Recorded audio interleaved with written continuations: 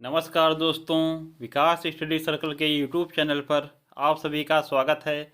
दोस्तों आज हम लोग केवीएस का प्रैक्टिस सेट नंबर 4 करेंगे। इसमें दोस्तों जो मैथ के 20 प्रश्न हैं, इन 20 प्रश्नों पर हम लोग अच्छे तरीके से चर्चा करेंगे। तो आप लोग दोस्तों वीडियो के साथ अंत तक अवश्य बने रहें तथा वीडियो को ज़्यादा से ज़्यादा लाइक करें, शेयर करें और चैनल को अधिक से अधिक सब्सक्राइब करें।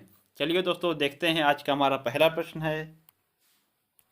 दिए गए दंड आरेख में एक फार्म का वर्ष 2009 से 2014 तक गेहूं उत्पादन दर्शाया गया है। तो कह रहा है कि जो विषम वर्षों का कुल उत्पादन सम वर्षों के कुल उत्पादन का कितना गुना है। तो दोस्तों 2009 से 2014 तक जो है गेहूं उत्पादन टन में दिया हुआ है। तो इसमें विषम वर्षों का कुल उत्पादन जो है सम वर्षों के कुल उत्पादन का कितना गुना है, ये हमें बताना है। तो हम लोग दोस्तों देख लेते हैं कि विषम वर्षों का कुल जो उत्पादन है वह कितना है। विषम वर्षों का कुल उत्पादन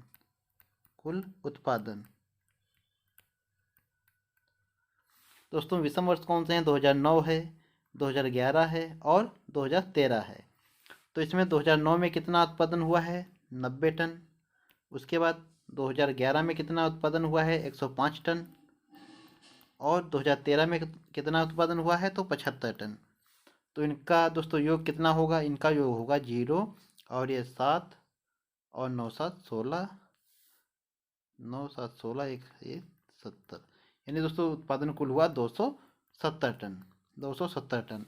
और सम वर्षों की बात की जाए, सम वर्षों में सम वर्षों का कुल उत्पादन तो दोस्तों सम वर्षों का कुल उत्पादन 2010 में कितना हुआ दोस्तों? 110 टन। 2012 में कितना उत्पादन हुआ? 130 टन। और 2014 में कितना हुआ है दोस्तों? 120 टन। तो इसको दोस्तों जब जोड़ेंगे तो ये आएगा 0 और ये 6, 360 टन। तो हमसे कह रहा है कि विषम वर्षों का कुल उत्पादन, जो विषम वर्षों का कुल उत्पादन है वह दोस्तों सम वर्षों के कुल उत्पादन का कितना गुना है। तो दोस्तों 270/360, ये दोस्तों जब ये कितना जाए, 9 तियाँ 27, 9 चौक 36, 3/4, यानी दोस्तों आएगा 0.75। यानी दोस्तों इसका कितना गुना होगा? सम वर्षों के कुल उत्पादन का कितना गुना है? तो 0.75, यानी ऑप्शन नंबर जो बी है यह बिल्कुल सही हो जाएगा। आगे देखिएगा दोस्तों, अगला प्रश्न है 142 नंबर प्रश्न। इसमें कह रहा है कि विद्यार्थियों का एक समूह गर्मियों की छुट्टी में गया और विभिन्न प्रकार की गतिविधियां की जो निम्न चित्र द्वारा प्रदर्शित है। सांख्यिकी में इस प्रकार के आंकड़ों के प्रदर्शन को क्या कहते हैं? तो इस दोस्तों प्रश्न का आंसर ये है कि जो सर्कल दोस्तों बना है इसमें जो दोस्तों ये गतिविधियां दी हैं, तो जो चित्र बना है यह दोस्तों सांख्यिकी में इस प्रकार के आंकड़े प्रदर्शन को क्या कहते हैं। तो पूछा गया है कि ये सर्किल बना, इसे क्या बोला जाएगा? आयत चित्र या दंड आरेख या दोस्तों पाई चित्र या बारंबारता बहुभुज। तो इसे दोस्तों जो सर्किल के अंदर हमें डाटा दिया होता है यह बोला जाता है पाई चित्र। ऑप्शन नंबर जो सी है यह बिल्कुल सही हो जाएगा। और दोस्तों अगर आपको ये दोस्तों कॉलम में दिया हुआ है आपको डाटा दोस्तों, जिससे अभी अभी दोस्तों जो इससे पहले वाले प्रश्न था उसमें दोस्तों हमें जो डाटा दिया हुआ था वो कॉलम में हुआ था दोस्तों, तो उसे हम लोग बोलते हैं दंड चित्र। ऑप्शन नंबर, अगर ये दोस्तों इस प्रकार का आपको दिया होता तो ऑप्शन नंबर बी सही होता, लेकिन यहाँ पर हमें सर्किल में दोस्तों डाटा दिया है तो सर्किल के दोस्तों डाटे को बोला जाता है पाई चित्र। ऑप्शन नंबर सी जो है प्रश्न के अनुसार ऑप्शन नंबर सी जो है बिल्कुल सही हो जाएगा। आगे देखिएगा, अगला प्रश्न है 143 नंबर। निम्नलिखित में से कोई 3 मापों को लेकर कुल कितने त्रिभुज बनाए जा सकते हैं? भुजा की माप दोस्तों दी है 1.2 सेंटीमीटर, 4.2 सेंटीमीटर, 5.9 सेंटीमीटर और 8.1 सेंटीमीटर। तो कह रहा है कि दोस्तों 3 मापों को लेकर कुल कितने त्रिभुज बनाए जा सकते हैं। तो दोस्तों त्रिभुज जो है, त्रिभुज बनने की शर्त क्या है? मैंने आपको बताया है कि त्रिभुज बनने की शर्त क्या होती है। त्रिभुज बनने की शर्त दोस्तों होती है कि त्रिभुज की कोई भी दो जो छोटी भुजाएं हैं उनको जोड़ा जाए तो वो तीसरी भुजा से अधिक होनी चाहिए। त्रिभुज की दोस्तों दो छोटी भुजाओं का योग छोटी भुजाओं का योग तीसरी भुजा से अधिक होना चाहिए। तीसरी भुजा से अधिक होना चाहिए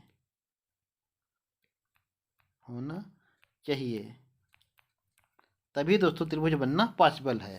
तो ध्यान रखें, त्रिभुज बनने की शर्त ये होती है कि त्रिभुज की दो छोटी भुजाओं का योग तीसरी भुजा से अधिक होना चाहिए। इसमें दोस्तों जो ये भुजाओं की माप दी है, इसमें दोस्तों देख लीजिएगा, आप लोग इतना नोट कर लें। उसके बाद दोस्तों आगे देखते हैं हम लोग। आगे देखिएगा, इसमें मापें जो दी हैं हमें दी हैं 1.2 सेंटीमीटर, 4.2 सेंटीमीटर, 5.9 सेंटीमीटर और 8.1 सेंटीमीटर। इसमें दोस्तों अगर हम लोग भुजाओं की माप किस प्रकार ले सकते हैं, एक तो दोस्तों जो कंडीशन बनेगी वह वन, ये दोस्तों कंडीशन बन सकती है। दूसरी कंडीशन कौन बन सकती है, ये तीन भुजाएं अगर हम लोग ले लें 4.2, 5.9 और 8.1। तीसरी दोस्तों कंडीशन देखिएगा 5.9, 8.1 और 1.2। ये दोस्तों तीन भुजाएं ले सकते हैं। उसके बाद दोस्तों ये 8.1, 1.2 और 4.2, ये दोस्तों हम लोग तीन भुजाएं ले सकते हैं। तो दोस्तों ये दोस्तों तीन तीन भुजाएं लेकर हम त्रिभुज बना सकते हैं। अब ये दोस्तों इतनी कंडीशन बनी है, इनमें हम लोग दे सकते हैं कि जो हमने बताया कि त्रिभुज की दो छोटी भुजाओं का योग जो है वह तीसरी भुजा से अधिक होना चाहिए। इसमें कौन सी दोस्तों कंडीशन है जो अप्लाई कर रही है, तो अगर ये दो छोटी भुजाएं हैं इनका योग किया जाए तो यह दोस्तों जो है योग तीसरी भुजा से अधिक नहीं होगा। तो ये ऑप्शन जो जो दोस्तों ये नंबर है ये भी गलत हो जाएगा। दूसरे में दोस्तों देखें, अगर दो छोटी भुजाओं का योग तीसरी भुजा से अधिक होगा क्या, 9 2 11, 5 2 5 4 9 1 10। हाँ दोस्तों ये कंडीशन तो अप्लाई हो जाएगी। तीसरे में दोस्तों देखते हैं, दो छोटी भुजाएं ये हैं 1.2 और 5.9, इनका योग अगर करें तो दोस्तों 5 1 6, ये दोस्तों अधिक नहीं होगा। तो ये भी दोस्तों तीसरी भुजा से दो छोटी भुजाओं का योग अधिक नहीं होगा, तो ये कंडीशन भी नहीं होगी। तीसरी दोस्तों ये दो छोटी भुजाएं हैं, इनका योग किया जाए यह भी तीसरी भुजा से अधिक नहीं होगा, तो ये कंडीशन भी नहीं बनेगी। तो यहाँ पर दोस्तों केवल एक ही कंडीशन अप्लाई हो रही है, यानी दोस्तों इन चार जो भुजाओं की माप दी हैं इनमें त्रिभुज जो है वह एक ही बनना पॉसिबल है। तो इसमें ऑप्शन नंबर कौन सा सही होगा, एक। कह रहा था कि ये भुजाएं जो दी हैं इनकी मापें, इनसे कितने त्रिभुज बन सकते हैं, तो केवल एक त्रिभुज इनसे बन सकता है। ऑप्शन नंबर जो डी है ये बिल्कुल सही हो जाएगा। तो दोस्तों इतना आप लोग जरूर ध्यान रखें कि त्रिभुज बनने की शर्त क्या होती है, किन्हीं दो छोटी भुजाओं का योग जो है वह तीसरी भुजा से अधिक होना चाहिए, तभी दोस्तों त्रिभुज बनना पॉसिबल है। आगे देखेंगे, अगला प्रश्न है। अगला प्रश्न है दोस्तों देखिएगा, कह रहा है किसी लंबवृत्तीय बेलन की आधार की परिधि जो है 528 सेंटीमीटर है और इसकी ऊंचाई 2 मीटर है। बेलन का आयतन ज्ञात कीजिए। तो ध्यान रखें दोस्तों, जो परिधि है वह सेंटीमीटर में दी है और ऊंचाई मीटर में दी है। तो इसको दोस्तों हम लोग कन्वर्ट कर लें तो ज़्यादा अच्छा रहेगा। इसको दोस्तों कन्वर्ट किस में आप लोग करेंगे, तो इसको कन्वर्ट कर लीजिएगा दोस्तों, सेंटीमीटर में कर लें चाहे मीटर में कर लें। तो दोस्तों हम लोग यहाँ पर पहले सेंटीमीटर में ही कन्वर्ट करेंगे, तो ये हो जाएगा 200 सेंटीमीटर। यहाँ से 200 सेंटीमीटर हो जाएगा।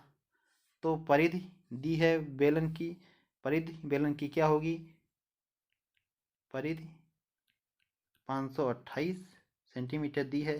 परिधि होता क्या है, तो 2 पाई आर परिधि होगी। 2 पाई आर बराबर 528, 2 × 22/7 आर। आर का मान दिया नहीं है, तो दोस्तों 528 हो जाएगा। ये दोस्तों 22 से अगर विभाजित करें तो 22 दूना 44, 6 और 2, 22 चौकू 88, 2 से दोस्तों 12 बार जाएगा। आर बराबर क्या आएगा, 7 से दोस्तों 12 की गुणा करेंगे तो 84 सेंटीमीटर। अगर दोस्तों त्रिज्या की बात की जाए तो 84 सेंटीमीटर हो गया। ऊंचाई दोस्तों दी है 200 सेंटीमीटर। अब दोस्तों पूछा है हमसे आयतन, आयतन पूछा है, तो आयतन क्या होता है, आयतन होता है दोस्तों πr²h। यह किसका आयतन है, यह है बेलन का आयतन, बेलन का आयतन। यहाँ पर दोस्तों मान रखें 22/7 इंटू आर की मान क्या है 84 इंटू 84, एच कितनी है 200। ये दोस्तों 7 से विभाजित करेंगे तो 7 एकम से 7 दूना 14। ये दोस्तों इतना आप लोग नोट कर लें, उसके आगे हम लोग दोस्तों आगे देखेंगे। इतना इतना दोस्तों नोट कर लीजिएगा। अब आगे दोस्तों देखिएगा, आगे यहाँ पर दोस्तों 22/7 था, 22 से दोस्तों ये 12 विभाजित हुआ था 84 इंटू 200। तो दोस्तों ये अब अगर हम लोग इसकी गुणा करेंगे तो ये आएगा दोस्तों सेंटीमीटर स्क्वायर में। अब हमें दोस्तों आंसर जो दिया है वह मीटर मीटर क्यूब में दिया है, यानी दोस्तों ये जो गुणा आएगी यह आएगी मीटर सेंटीमीटर क्यूब में। तो यहाँ पर दोस्तों अगर हम लोग इसकी गुणा करें तो दोस्तों ये आएगी सेंटीमीटर में। सेंटीमीटर को दोस्तों मीटर में अगर चेंज करना हो तो किससे दोस्तों भाग करना पड़ेगा 100 से, 100 से भाग करना पड़ेगा। तो यहाँ पर दोस्तों जो ये इसकी त्रिज्या दी हुई थी वह थी 84 सेंटीमीटर। यहाँ पर दोस्तों त्रिज्या जो थी वह सूत्र में क्या रखा गया था मान पाई आर स्क्वायर एच। तो यहाँ पर दोस्तों आर जो है वह स्क्वायर में था, तो यहाँ पर दोस्तों सेंटीमीटर से मीटर बदलने के लिए 100 से और भाग करना पड़ेगा। अब आप इसका दोस्तों दो जीरो से जीरो कैंसिल कर दीजिए, 2 से दोस्तों ये 50 बार जाएगा। उसके बाद दोस्तों ये 2 से और कैंसिल कर देते हैं 25, ये 12 बार। यहाँ से दोस्तों जब आप लोग गुणा करेंगे इनकी तो गुणा आएगी आपकी कितनी आएगी 44,300। सॉरी 1 मिनट दोस्तों, इसकी आप लोग गुणा करें 22 इंटू 6 इंटू 84/25। इसको दोस्तों जब आप लोग गुणा करके 25 से विभाजित करेंगे तो यहाँ पर हम लोगों का आंसर आएगा 4.4352 मीटर स्क्वायर। तो दोस्तों आप लोग गुणा करके 25 से भाग कर लीजिएगा तो हमारा आंसर ये आएगा। यहाँ पर दोस्तों ऑप्शन नंबर कौन सा सही होगा, बी नंबर 4.4352 मीटर स्क्वायर। ये दोस्तों ऑप्शन जो है हमारा बी नंबर ये बिल्कुल सही हो जाएगा। आगे देखिएगा, अगला प्रश्न है 45 नंबर दोस्तों। यदि किसी वर्ग की एक भुजा ए से है और इस वर्ग में बने बड़े से बड़े वृत्त का क्षेत्रफल क्या होगा। कह रहा है किसी वर्ग की एक भुजा ए सेंटीमीटर है और इस वर्ग में बने बड़े से बड़े वृत्त का क्षेत्रफल होगा। तो हम लोग मान लेते हैं कि ये वर्ग हो गया दोस्तों, इसकी भुजा है ए और वर्ग की दोस्तों चारों भुजाएं बराबर होती हैं, आपको पता होगा। इस वर्ग में बने बड़े से बड़े वृत्त का क्षेत्रफल, तो इसमें दोस्तों वृत्त जो बनेगा वो चारों भुजाओं को टच करेगा। ये दोस्तों ध्यान रखिए चारों भुजाओं को जो है वह टच करेगा। तो दोस्तों अगर वृत्त की त्रिज्या की बात की जाए तो दोस्तों एक हम लोग इसके केंद्र से जो है ये दोस्तों अगर त्रिज्या की बात करी जाए तो इसकी त्रिज्या क्या होगी, ये दोस्तों इसकी जो लंबाई होगी वह किसके बराबर होगी, जितनी जो वर्ग की भुजा है इसके बराबर होगी। वर्ग की भुजा कितनी है ए, तो ये दोस्तों सेंट्रल हम लोग मान लेते हैं ओ है इसका केंद्र, तो इसकी लंबाई भी ए होगी। लेकिन दोस्तों यहाँ पर अगर त्रिज्या की बात की जाए तो त्रिज्या हो जाएगी 1/2, इधर भी 1/2। तो दोस्तों जो वृत्त है उसकी त्रिज्या क्या होगी 1/2, क्योंकि दोस्तों यह जो इसका त्रिभुज का सॉरी जो वृत्त है इसका केंद्र जो है वो इसको दोस्तों 2 भागों में बराबर विभाजित करेगा। तो इसकी त्रिज्या होगी वृत्त की a/2। तो इसमें दोस्तों हम लोगों को ज्ञात करना है वृत्त का क्षेत्रफल। वृत्त का क्षेत्रफल क्या होता है पाई आर स्क्वायर। तो दोस्तों पाई आर की वैल्यू क्या है a/2 इसका स्क्वायर। तो यहाँ पर दोस्तों हो जाएगा a² 4 पाई। तो यही हमारा आंसर होगा। इसमें आंसर कौन सा है देखिएगा a/a²/4। यानी दोस्तों इसमें और थोड़ा जो है सरल इसे किया गया है। इसमें दोस्तों क्या किया गया है 1/4 कर दिया गया है और πa² ये दोस्तों कर दिया गया है। तो इसमें ऑप्शन नंबर कौन सा सही होगा, ऑप्शन नंबर जो बी है यह बिल्कुल सही हो जाएगा। तो दोस्तों ध्यान रखें जो वृत्त की त्रिज्या क्या होगी, जो दोस्तों केंद्र है केंद्र से दोस्तों जो त्रिज्या होगी वह 1/2 होगी, a/2 होगी, क्योंकि दोस्तों जो वर्ग की भुजा होगी उसी के बराबर दोस्तों वृत्त की उसके आधे के बराबर वृत्त की त्रिज्या होगी।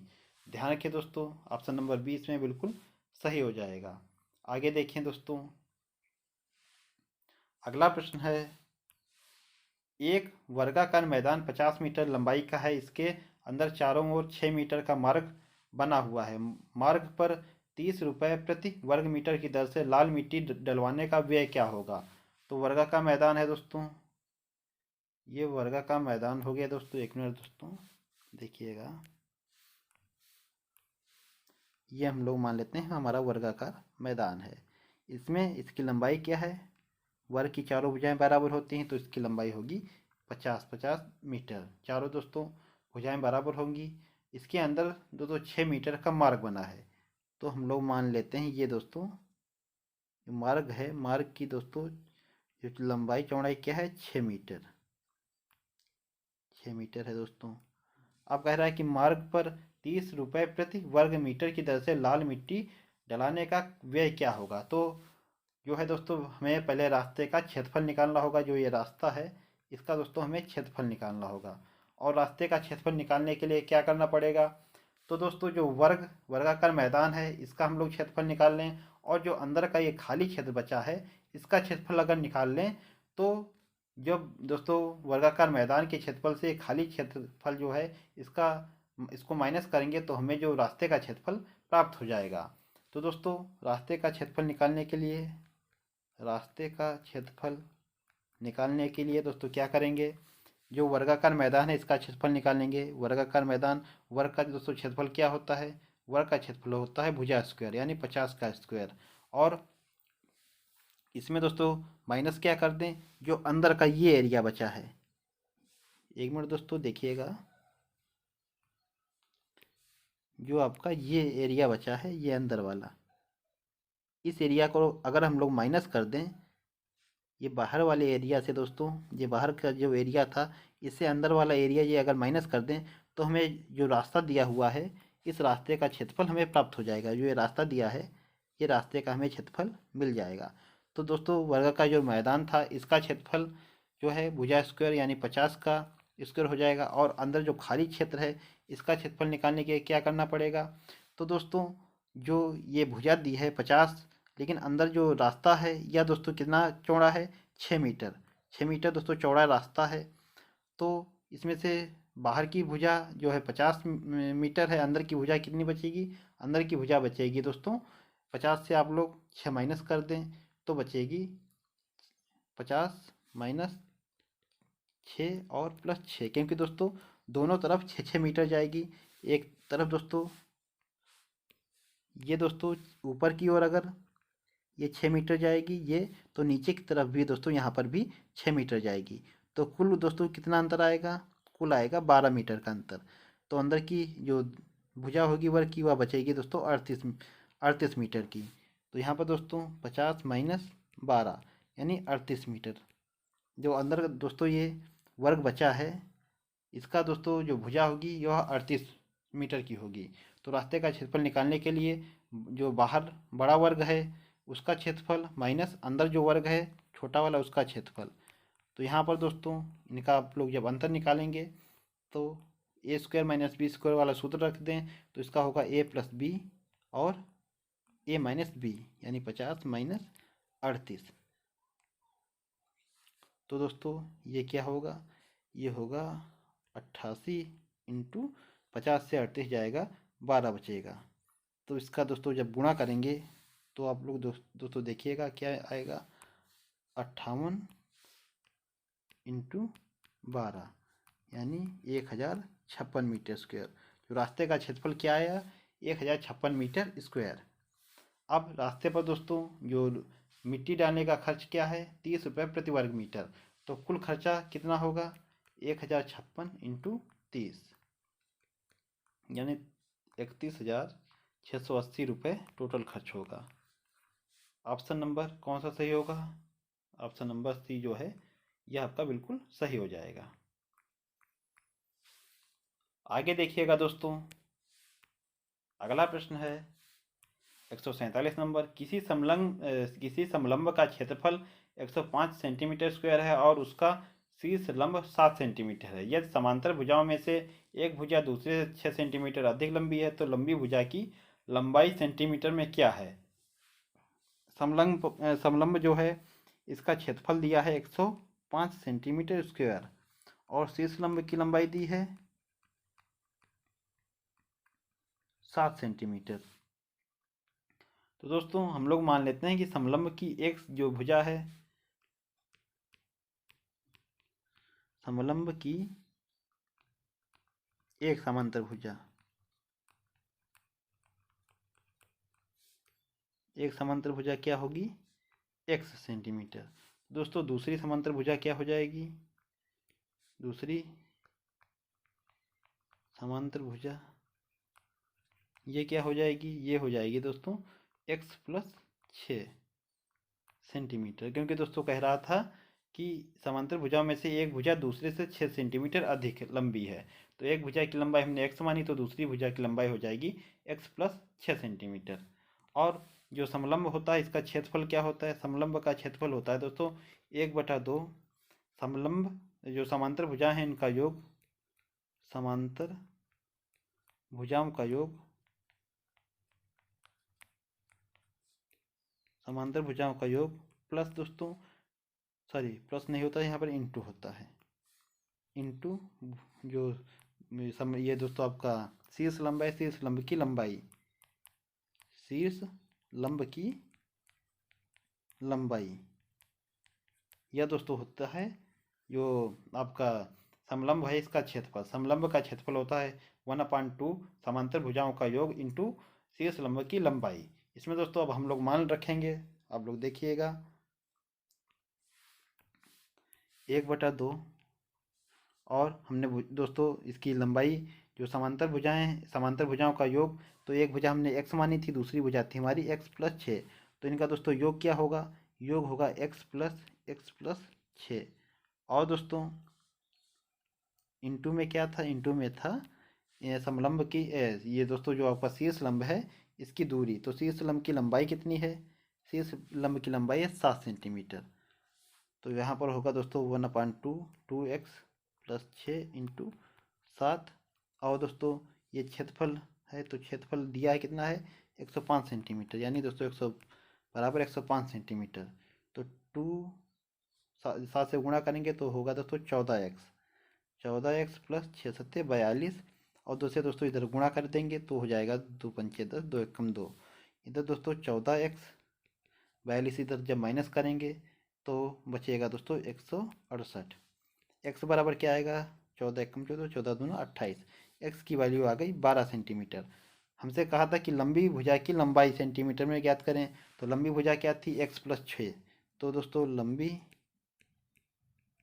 भुजा है इसका मान क्या हो जाएगा? x प्लस 6 था तो यहाँ पर हो जाएगा x का मान है 12 तो आ जाएगा 12 प्लस 6 यानी 18 सेंटीमीटर। इसमें ऑप्शन नंबर जो डी है बिल्कुल सही हो जाएगा। दोस्तों ध्यान रखें, आगे देखिएगा। अगला प्रश्न है 148 नंबर। 30 मिनट में घड़ी की 30 मिनट में घड़ी की घंटे की सुई द्वारा बनाया गया कोण क्या होगा? तो दोस्तों आपको पता है जो घड़ी की घंटे की सुई होती है वह 12 घंटे में दोस्तों एक पूरा चक्कर घूमती है।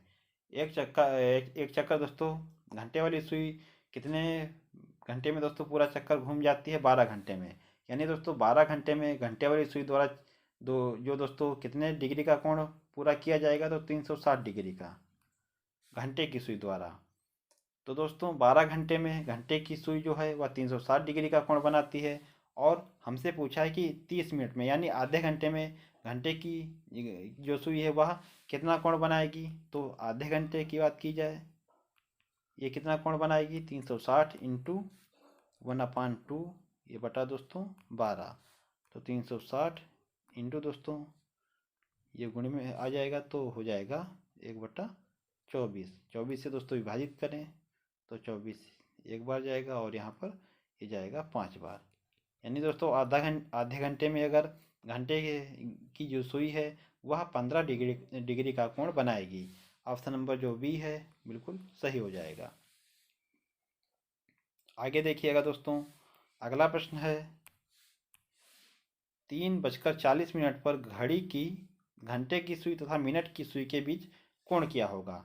तो इसको दोस्तों आप लोग इसका सूत्र याद रखें। अगर इस प्रकार दिया हुआ है प्रश्न में कि 3:40 या कोई भी दोस्तों समय दिया है, इस पर घड़ी घड़ी जो है इसकी घंटे की सुई और मिनट की सुई के बीच कोण ज्ञात करना हो, तो दोस्तों सूत्र होता है मिनट बराबर 2/11 इंटू पहला घंटा इंटू 30 प्लस माइनस कोण, ये सूत्र होता है। ये सूत्र आप लोग ध्यान रखें, मिनट बराबर 2/11 इंटू पहला घंटा इंटू 30 प्लस माइनस कोण। तो मिनट कितने दिए हैं, मिनट दिए हुए हैं 40 बराबर 2/11, पहला घंटा 3 दिया हुआ है इंटू 30 प्लस माइनस कोण हमें ज्ञात करना है। तो दोस्तों 2 से दोस्तों ये कैंसिल हो जाएगा, ये आएगा 20। तो दोस्तों 30 तियाँ 90 प्लस माइनस कोण बराबर दोस्तों जो 11 की गुणा 20 में होगा आएगा 220। तो कोण बराबर क्या होगा, माइनस ये 90 इधर दोस्तों जाएगा माइनस को हो जाएगा, तो यहाँ पर दोस्तों क्या बचेगा 130। तो कोण दोस्तों कितना बनेगा 130 डिग्री। ऑप्शन नंबर कौन सा सही होगा, ऑप्शन नंबर सी जो है बिल्कुल सही हो जाएगा। आप लोग दोस्तों इस सूत्र को जरूर ध्यान रखें। इस सूत्र पर दोस्तों आप लोग मान रखकर आसानी से उत्तर प्राप्त कर सकते हैं। तो इसमें ऑप्शन नंबर जो सी है बिल्कुल सही हो जाएगा। आगे देखिएगा, अगला प्रश्न है 150 नंबर। कह रहा है एक परीक्षा में 4 विषयों में प्राप्त कुल अंक 200 हैं। यदि 3 विषयों में प्राप्त अंकों का औसत 48 है तो चौथे विषय में प्राप्त अंक हैं। 4 विषयों में कुल अंक कितने प्राप्त किए, 4 विषयों में प्राप्त कुल अंक हैं 200 और 3 विषयों में प्राप्त अंकों का औसत कितना है, 3 का औसत है दोस्तों 48। इनका कुल मान कितना होगा, कुल मान होगा 3 इंटू 48। यहाँ पर ये आएगा कितना 3 अट्ठे 24, 3 चौके 12, 2 44, 144। यानी दोस्तों 4 विषयों में प्राप्त कुल अंक जो थे 200 थे और 3 विषयों में दोस्तों जो औसत था 48 था, लेकिन कुल मान कितना आया 144। यानी दोस्तों चौथा जो विषय है, चौथे विषय में प्राप्त अंक कितने होंगे, टोटल थे 200 और 3 विषयों का कुल मान निकल कर आया 144। यानी दोस्तों जो चौथा विषय था उसमें अंक थे 56, चौथे विषय में अंक कितने थे 56। यानी दोस्तों ऑप्शन नंबर डी जो है बिल्कुल सही हो जाएगा। आगे देखिएगा, अगला प्रश्न है 151 नंबर। 22.5 मीटर पर सेकंड की चाल से जा रही एक कार 50 मिनट में कितनी दूरी तय करेगी। तो दोस्तों जो दूरी हमें दी हुई है वह किलोमीटर में दी है। तो आप लोग ध्यान रखें दोस्तों, हम लोग पहले जो मीटर प्रति सेकंड है, मीटर प्रति सेकंड इसे दोस्तों किलोमीटर प्रति घंटे में बदलेंगे।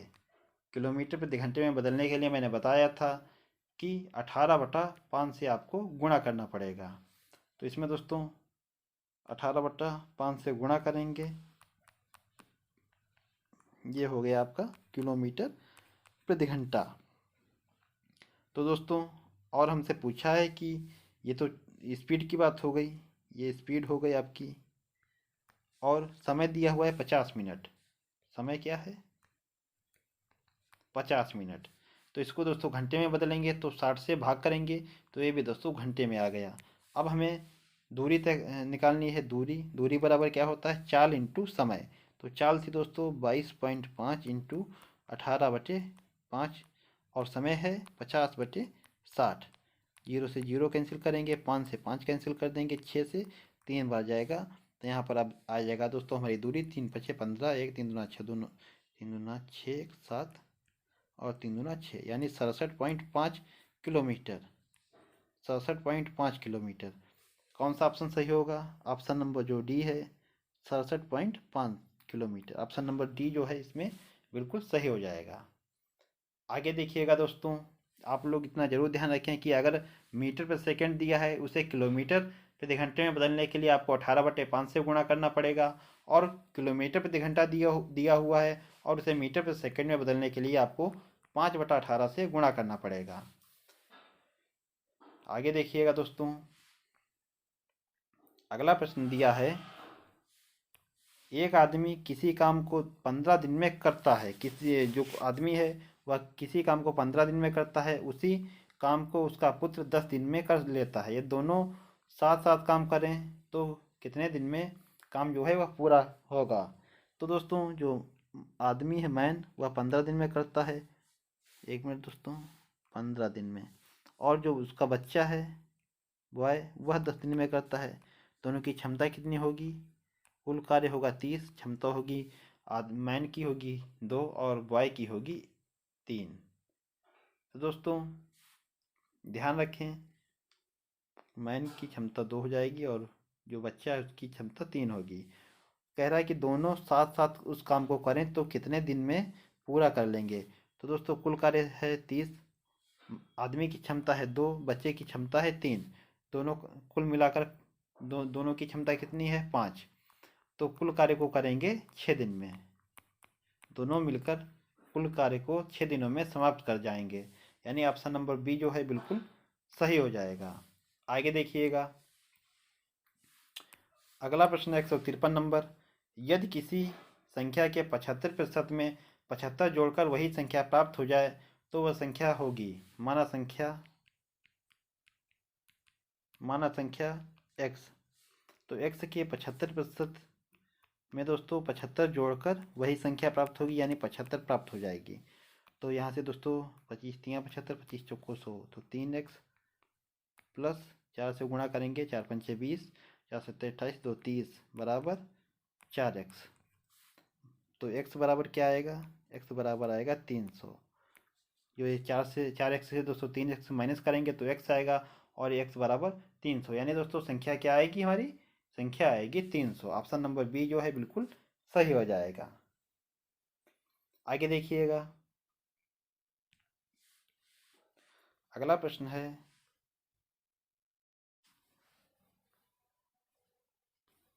154 नंबर दोस्तों, 3 पेन, 2 पेंसिल, 4 रबड़ का कुल मूल्य 92 है। 8 पेंसिल, 16 रबड़ का कुल मूल्य 68 रुपये है, तब 24 पेन का क्या मूल्य होगा? तो दोस्तों 3 पेन, 2 पेंसिल और 4 रबड़ हैं, इनका कुल मूल्य है 92 रुपये। उधर 8 पेंसिल और 16 रबर, इनका कुल मूल्य क्या था? 68 रुपये। तो दोस्तों यहाँ से अगर हम लोग इसमें से 8 कॉमन ले लें तो दोस्तों 8 ना लेकर दोस्तों हम लोग कॉमन लेंगे 4। अगर यहाँ पर से इससे दोस्तों कॉमन लें तो यहाँ आएगी 2 पेंसिल और प्लस में 4 रबड़। इनका कुल मूल्य 68 था। तो दोस्तों 4 से 2 पेंसिल और 4 रबर, इनका कुल मूल्य क्या होगा? 68/4। 4 से विभाजित करेंगे, 4 दूना 8, 4 एकम 4 और 4 सत्ते 28, यानी 2 पेंसिल और 4 रबड़ का कुल मूल्य होगा 17 रुपये। और हमें ऊपर दिया हुआ है 3 पेन, 2 पेंसिल और 4 रबड़ का कुल मूल्य है 92 रुपये, और 2 पेंसिल 4 रबड़ का कुल मूल्य कितना आया? 70 रुपये। तो अगर इसे दोस्तों 2 पेंसिल और 4 रबड़ इनका मूल्य 17 रुपये है, इसे घटा दिया जाए तो हमें प्राप्त हो जाएगा 3 पेन का मूल्य। तो दोस्तों इनको घटाने पर 3 पेन का मूल्य क्या आएगा? 92 माइनस 17, यहाँ पर मूल्य आया दोस्तों ये 5, और यहाँ से 1 जाएगा, 8 से 1 जाएगा 7, यानी दोस्तों 3 पेन का मूल्य क्या आया? 75 रुपये। 3 पेन का मूल्य है दोस्तों 75 रुपये, और हमसे पूछा है 24 पेन का मूल्य क्या होगा। अगर 3 पेन का मूल्य 75 रुपये है तो दोस्तों 1 पेन का मूल्य क्या होगा? 1 पेन का मूल्य 75/3, यानी दोस्तों 25 रुपये। 1 पेन का मूल्य 25 रुपये आएगा, और 24 पेन का मूल्य क्या होगा? तो 24 × 25, तो दोस्तों 25 चौको 100 और 25 दूना 50 और 1060, यानी दोस्तों 24 पेन का मूल्य होगा 600 रुपये। ऑप्शन नंबर जो डी है बिल्कुल सही हो जाएगा। तो दोस्तों ध्यान रखें, 3 पेन 2 पेंसिल और 4 रबड़ का मूल्य 92 रुपये दिया हुआ था, और 8 पेंसिल और 16 रबड़ का मूल्य 68 रुपये दिया हुआ था। हमने यहाँ से 4 जो है कॉमन ले लिया, तो 2 पेंसिल और 4 रबड़ बचा। इससे दोस्तों 2 पेंसिल और 4 रबड़ का मूल्य हो गया हमारा 17 रुपये। और ऊपर दोस्तों 2 पेंसिल और 4 रबड़, इसके साथ दोस्तों अगर हमने घटा दिया 17 रुपये, तो हमें 3 पेन का मूल्य प्राप्त हो गया 75 रुपये। इससे दोस्तों हम लोगों ने 24 पेन का मूल्य ज्ञात कर लिया है। आगे देखिएगा, अगला प्रश्न है दोस्तों 155 नंबर। देखिएगा, इसको दोस्तों सॉल्व करना है। तो देखिएगा, 50 प्लस 100 माइनस 35 माइनस 20 से दोस्तों जब 10 माइनस करेंगे तो यहाँ 30 से जब 20 माइनस होगा तो बचेगा 10, और इंटू में दोस्तों है 2। तो 50 प्लस 100 माइनस 35 से 10 जाएगा तो 25 बचेगा, इंटू 2। 50 प्लस 100 से 25 जाएगा तब क्या बचेगा, 75, इंटू 2। 50 प्लस 75 दूना 150, तो आंसर आएगा 200। ऑप्शन नंबर डी जो है बिल्कुल सही हो जाएगा। 155 नंबर में ऑप्शन नंबर डी जो है 200, ये बिल्कुल सही हो जाएगा। आगे देखिएगा दोस्तों, अगला प्रश्न है 156 नंबर। माना कि x एक वह सबसे छोटी संख्या है जिसे 8, 12, 20, 28, 35 से भाग देने पर प्रत्येक दशा में 5 शेष रहता है, तो x के अंकों का योग क्या होगा। इसमें दोस्तों कह रहा है कि x एक जो संख्या वह सबसे छोटी संख्या है जिसे दोस्तों 8, 12, 20, 28, 35 में भाग देने पर प्रत्येक दशा में 5 शेष रहता है। तो x के अंकों का योग पूछा है हमसे। तो पहले हम लोग संख्या निकालें। संख्या निकालने के हम लोगों को दोस्तों क्या करना पड़ेगा, सबसे पहले 8, 12, 20, 28 और 35, इसका दोस्तों हमें लासा याद करना पड़ेगा। दोस्तों आप लोग लासा निकाल लीजिएगा। लासा इसका निकल कर आएगा दोस्तों 840 रुपये, सॉरी 840 दोस्तों आएगा इसका लासा। और इसमें कह रहा है कि प्रत्येक दशा में 5 शेष रहता है, तो इस दशा में दोस्तों हम लोग करेंगे, इसमें दोस्तों जो है 840 लासा आया था, इसमें हम लोग जोड़ देंगे 5। अब संख्या हो गई हमारी 845। तो दोस्तों ये 845 संख्या है, और इसमें दोस्तों आप लोग किसी संख्या से भाग देकर देख लें तो हमें 5 जो है शेष प्राप्त हो जाएगा। तो हमसे पूछा था कि संख्या के अंकों का योग क्या होगा। अंकों का योग निकालने के लिए इसको जोड़ेंगे तो 8, 4, 12, 5, 17, यानी अंकों का योग कितना होगा, 17। ऑप्शन नंबर जो सी है बिल्कुल सही हो जाएगा। इसका दोस्तों आप लोग लासा निकाल लें।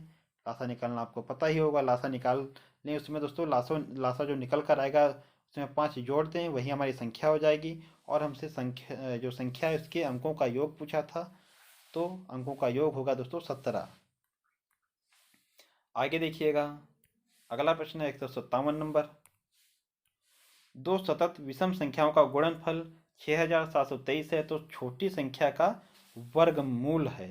दो सतत विषम संख्याओं का गुणनफल 6723 है, तो छोटी संख्या का वर्गमूल। हमने माना जो विषम संख्याएं हैं, सतत विषम संख्या हैं दोस्तों, तो एक संख्या हो गई x और दूसरी संख्या हो जाएगी x प्लस 2। इनका गुणनफल हमसे कह रहा है कि गुणनफल है 6723। तो x square plus 2x minus इधर कर लेंगे दोस्तों, तो 6723। इसके गुणनखंड आपको करना पड़ेगा। तो इसके गुणनखंड क्या होंगे, x square plus 83x minus 81x minus 6723। X common लेंगे तो बचेगा x प्लस 83। इधर दोस्तों माइनस 81 कॉमन लेंगे तो बचेगा x प्लस 83। तो यहाँ पर दोस्तों x प्लस 83 आया एक ब्रैकेट में, दूसरे में होगा x plus 81, sorry x minus 81। तो यहाँ पर दोस्तों जो x बराबर 1 मान आएगा x माइनस का 83, और x बराबर 1 आएगा प्लस का 81। तो x बराबर जो प्लस का 81 है, यही दोस्तों वैल्यू हमारे लिए मान्य है। तो दोस्तों यहाँ पर संख्या क्या आ जाएगी, संख्या आएगी 81 और 83। दो संख्या आ जाएंगी। और हमसे पूछा कि छोटी संख्या का वर्गमूल क्या होगा। तो दोस्तों 81 का वर्गमूल क्या होगा, आपको पता होगा 81 का वर्गमूल होगा 9। तो इसमें ऑप्शन नंबर जो बी है बिल्कुल हमारा सही हो जाएगा। ऑप्शन नंबर बी 9 जो है बिल्कुल सही हो जाएगा। आगे देखिएगा दोस्तों, अगला प्रश्न है 158 नंबर। इसमें दोस्तों कह रहा है कि भिन्न दी हुई हैं हमें, इनको अवरोही क्रम में लिखना है दोस्तों। अवरोही क्रम में, अवरोही क्रम होता है दोस्तों घटता हुआ क्रम। तो दोस्तों इसमें सबसे पहले आप लोग क्या करें, जो संख्या दी हुई है 44/49, इसको दोस्तों दशमलव में दोस्तों आप लोग चेंज कर लें। तो 44/49 इसका दशमलव में मान होगा 0.89। दूसरी संख्या है 33/38, इसका दोस्तों दशमलव में मान क्या होगा 0.86। उसके बाद दोस्तों संख्या है 22/25, इसका दशमलव में मान होगा 0.88। उसके बाद संख्या है 24/29, इसका मान क्या होगा, इसका मान होगा दोस्तों 0.82। तो अवरोही होता है दोस्तों घटता हुआ क्रम। तो घटता हुआ क्रम दोस्तों इसमें कौन कौन सा है, पहले नंबर पर ये मान आएगा, दूसरे पर दोस्तों ये आएगा, तीसरे पर आएगा ये, और चौथे पर ये आएगा। तो दोस्तों पहली संख्या क्या होगी 44/49। 44/49, तो ये ऑप्शन तो आपका गलत हो गया, ये भी ऑप्शन गलत हो गया। 44/49 दो में पहले स्थान पर है। दूसरे नंबर पर आएगा दोस्तों तो 22/25, 22/25 इसमें सही है, तो ये भी आपका गलत हो गया। यानी ऑप्शन नंबर जो बी है बिल्कुल सही हो जाएगा। पहले नंबर पर आएगी संख्या 44/49, दूसरे नंबर पर संख्या आएगी 22/25, तीसरे पर आएगी दोस्तों 33/38, जी हाँ, और चौथे पर आएगी 24/29। तो ऑप्शन नंबर बी जो है बिल्कुल सही हो जाएगा। इसमें दोस्तों सबसे अच्छी अच्छी तरह हल करने के लिए दोस्तों आप लोग जो है सबसे पहले इसको दशमलव में रूपांतरित कर लें, तो इसमें ऑप्शन नंबर बी जो है बिल्कुल सही हो जाएगा। आगे देखिएगा, इस प्रश्न में आपको जो है एक्स का मान निकालना है। तो इसमें दोस्तों एक्स का मान निकालने के लिए आप लोग क्या करें, इसको सॉल्व करें। तो इसको दोस्तों जोड़ना है, देखिएगा 0.001, उसके बाद 1.01 है, और ये दोस्तों है 1.001। तो ये दो हो जाएगा, ये 2.012, इतने का मान दोस्तों होगा, इतने का मान आया है 2.012, ये आ गया दोस्तों। यहाँ पर जब आप लोग गुणा करेंगे इसकी 1.03 इंटू 0.1, इसकी जब दोस्तों आप लोग गुणा करेंगे तो आएगा 0.103। ठीक है दोस्तों, ये इसकी गुणा आ जाएगी, इसकी आएगी 0.103, इसका मान हो गया। अब इसको भाग करना है 1.11 भाग 0.1 से दोस्तों इसको भाग करना है। तो इसको जब आप भाग करेंगे तो यहाँ पर दोस्तों आ जाएगा, इसका मान क्या आएगा, इसका मान आएगा एक से 1 पॉइंट इधर आ जाएगा, तो इसका मान आ जाएगा 11.1, इसका मान आ जाएगा। और प्लस एक्स है इधर दोस्तों, इसका मान क्या आएगा 1.4 इंटू, ये दोस्तों पावर माइनस में है, तो इसको दोस्तों अगर प्लस में करना हो तो 1 बटा करना पड़ेगा। 1 बटा करने के लिए दोस्तों जो 10 है, ये जब तिरछी गुणा करेंगे तो ऊपर आ जाएगा, तो इसका मान हो जाएगा 10। इसको दोस्तों जब सॉल्व करेंगे तो इसका मान आएगा 14। अब दोस्तों सभी को हमने सॉल्व कर लिया है, केवल मान रखना है। तो दोस्तों आप लोग मान रखें, इसका देखें क्या आएगा। ये आया 2.012, माइनस दोस्तों दूसरे का मान है 0.103। उसके बाद दोस्तों प्लस है, प्लस इसका मान आया है 11.1, और ये आया है, ये प्लस था, बराबर में आया है 14। अब जब आप लोग दोस्तों इसको माइनस इसको जोड़ेंगे तो यहाँ पर दोस्तों इससे पहले घटा लेंगे, तो यहाँ पर आएगा 1.909 प्लस 11.1, एक मिनट, 11.1 प्लस एक्स बराबर 14। इतना दोस्तों आप लोग पहले नोट कर लें, उसके बाद हम लोग यहीं पर दोस्तों सॉल्व कर लेते हैं। देखिएगा, इसको जब जोड़ेंगे तो इसका मान आएगा 11, 1, 12, इधर ये 13 हो जाएगा, 13.009 प्लस x बराबर 14 है। तो यहाँ पर दोस्तों जब 14 से 13.009 घटाएंगे तो x की वैल्यू हमें निकल कर आएगी 0.991, यानी ऑप्शन नंबर ए जो है बिल्कुल सही हो जाएगा। इसको आप लोग दोस्तों आसानी से अच्छे तरीके से सॉल्व करें तो केवल दोस्तों गुणा और भाग ही आपको अच्छे तरीके से करना है, बाकी प्रश्न आसानी से सॉल्व हो जाएगा। तो ऑप्शन नंबर ए जो है इसमें बिल्कुल सही हो जाएगा। आगे देखिएगा दोस्तों, आज का हमारा अंतिम प्रश्न है। गुणनफल दोस्तों संख्या दी है, इसमें कह रहा है कि इकाई का अंक क्या होगा। तो इस प्रश्न में दोस्तों आपको बहुत अच्छी तरीके से पता होगा कि इसमें दोस्तों अगर हमसे इकाई का अंक पूछे तो हम केवल लास्ट की जो संख्या नंबर दिया होता है उसका ही मान दोस्तों रखें, उसकी ही पावर दोस्तों 167 लगा देंगे, और जो पावर दी हुई होती है दोस्तों इसको हम लोग 4 से भाग करते हैं। 4 से भाग करने पर दोस्तों जो शेष बचेगा वही दोस्तों जो है हमारा फिर से इसकी 3 की पावर लगानी पड़ेगी। तो ये आएगा 4 चौको 16 और 4 एकम 4, यानी शेष हमारा 3 बचा, तो 3 की पावर 3 लगा देंगे। अब 3 की पावर 3, 3 क्यूब क्या होगा, 3 3 9 3 27। तो अब दोस्तों इस 27 में इकाई का अंक क्या हुआ, 7। तो यही हमारा आंसर हो जाएगा। यानी दोस्तों गुणनफल 2153 की पावर 167 में इकाई का अंक क्या होगा, 7। दोस्तों ध्यान रखें, जो कोई भी संख्या होती है वह दोस्तों चौथी बार जो रिपीट कर कर शून्य बना देती है, इसीलिए दोस्तों 4 से हम लोग भाग करते हैं। 4 से भाग करने पर जो दोस्तों शेष में प्राप्त होता है वही दोस्तों इकाई के अंक का पावर लगा देते हैं, और पावर लगाने पर दोस्तों उसके बाद उसको सॉल्व करेंगे तो जो हमें दोस्तों संख्या प्राप्त होगी उसमें इकाई का अंक जो होगा वही हमारा आंसर भी होगा। तो इसमें दोस्तों 3 की पावर 3 आई थी, यानी इसका दोस्तों कुल मान क्या होगा, 3 की पावर 3 27, इसमें इकाई का अंक 7 है, तो यही हमारा आंसर भी है। ऑप्शन नंबर जो बी है बिल्कुल सही हो जाएगा। तो दोस्तों ये थे आज के हमारे 20 प्रश्न। आशा करता हूँ आप लोगों को जो प्रश्न हैं आसानी से समझ में आए होंगे। दोस्तों प्रश्न कोई भी टफ नहीं था, बहुत ही अच्छे प्रश्न थे। आशा करता हूँ आपने क्लास को बहुत अच्छे तरीके से एंजॉय किया होगा। दोस्तों अगर क्लास आपको पसंद आई हो, अच्छी लगी हो, तो दोस्तों क्लास को लाइक करें, शेयर करें, और दोस्तों जो हमारा चैनल है इसको अधिक से अधिक दोस्तों सब्सक्राइब करें। मिलते हैं दोस्तों अपने अगले वीडियो में, तब तक के लिए आप लोगों को बहुत बहुत धन्यवाद। जय हिंद दोस्तों।